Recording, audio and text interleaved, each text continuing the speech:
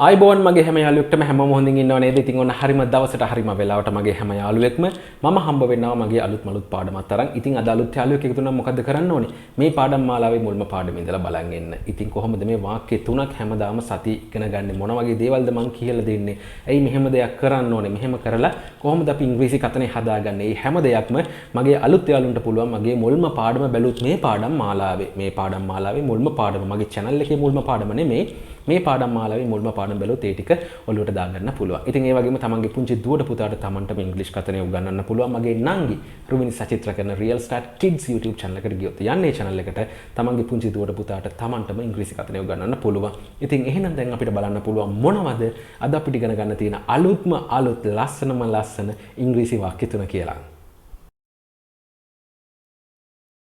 බලමු එහෙනම් මොකද්ද මුල්ම වාක්‍ය කියලා. මුල්ම වාක්‍ය විදියට තියෙන්නේ වෙනත් රටක සිදු නොවන ආකාරයට මේ රටේ පොලිසිය විසින් ඔවුන්ට පහර දෙන ලදී. ඉතින් මේවා ගොඩක් වෙලාවට සිද්ධ වෙනවා. බලමු ඉතින් මේ වගේ වාක්‍යයක් කොහොමද කියන්නේ කියලා. ඉතින් මේ වාක්‍ය කියන්නේ they were attacked by the police in this country in a manner that does not happen in any other country. මොකද්ද මේකේ තේරුම බලන්න. they were attacked. attack කරනවා කියන්නේ පහර දෙනවා කියන එක they were attacked. උන්ට පහර දුන්නා කියන අදහස.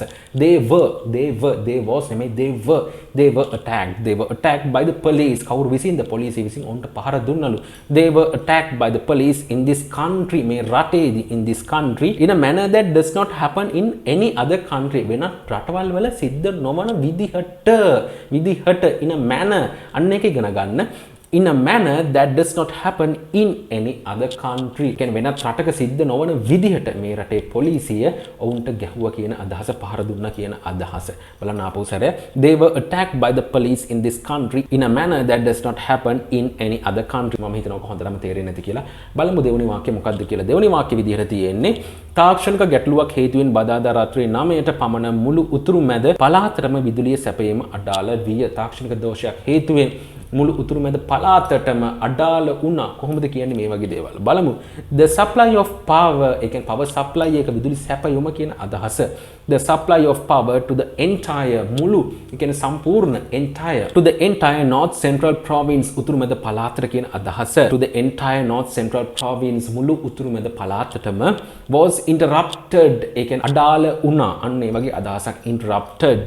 was interrupted at around 9 pm රාත්‍රී 9ට පමණ on Wednesday බදාදා following a technical issue. ඒ කියන්නේ සම්බන්ධයෙන් following a technical issue එකක් සම්බන්ධයෙන් තාක්ෂණික ගැටලුවක් හේතුවෙන් මේ technical issue එකක් හේතුවෙන් මේ following කියන්නේ අන්න ඒක හේතුවෙන් කියන අදහසක්. ඒ කියන්නේ as a result, ඒ කියන්නේ ප්‍රතිඵලයක් වශයෙන් කියන අදහස මේ following කියන එකෙන් අපිට ගන්න පුළුවන්. බලමු තුන්වෙනි වාක්‍ය මොකද්ද කියලා. තුන්වෙනි වාක්‍ය විදිහට තියෙන්නේ මෙම වැඩසටහන මගින් ජීවනෝපාය සඳහා වගා කටයුතු කරන අඩු ආදායම්ලාභී පවුල් සඳහා ප්‍රමුඛත්වය ලබා දේ. කොහොමද මේ වගේ දෙයක් කියන්නේ? අඩු ආදායම්ලාභීන් ප්‍රමුඛත්වය ලබා දෙනවා මෙම වැඩසටහන මගින්.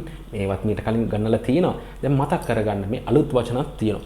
බලමු කොහොමද කියන්නේ කියලා. This program prioritizes low income families whose livelihood is cultivation. මේක ඉගෙන ගන්න තියෙන්නේ මේ livelihood cultivation prioritizes. ඉතින් මෙන්න මේව තමයි ඉගෙන ගන්න තියෙන්නේ. This program මේ වැඩසටහන prioritizes කරනවා කියන්නේ මූලිකත්වය දෙනවා. prioritize ඒ කියන්නේ prioritizes this program එකක්. this program කියන්නේ එක වැඩසටහනක් නේ. low income අඩු ආදායම්ලාභී low income families අඩු ආදායම්ලාභී පවුල් කියන අදහස.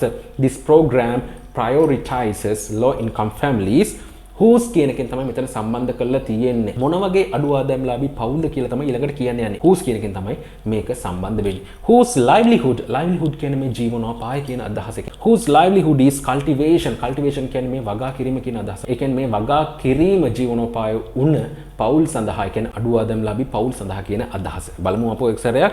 This program prioritizes low income families whose livelihood is cultivation.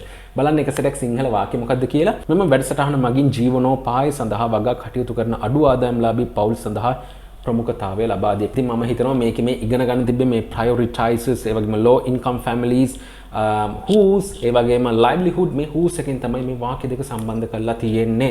ඒ වගේම cultivation මම හිතනවා මේක හොඳටම තේරෙන්නේ නැති කියලා. ඒ වගේම මීට කලින් කරපු වාක්‍ය දෙකත් හොඳටම තේරුණා කියලා හිතෙනවා. ඉතින් මේවා හොඳටම ප්‍රැක්ටිස් කරන්න. ඉක්මනින් අපි අලුත් පාඩමකින් හම්බ වෙමු. හැබැයි මේ හම්බ වෙනකන් මගේ හැම යාළුවෙක්ම වෙනදටත් වැඩිය ගොඩක් පරිස්සමෙන් ඉන්න ඕනේ.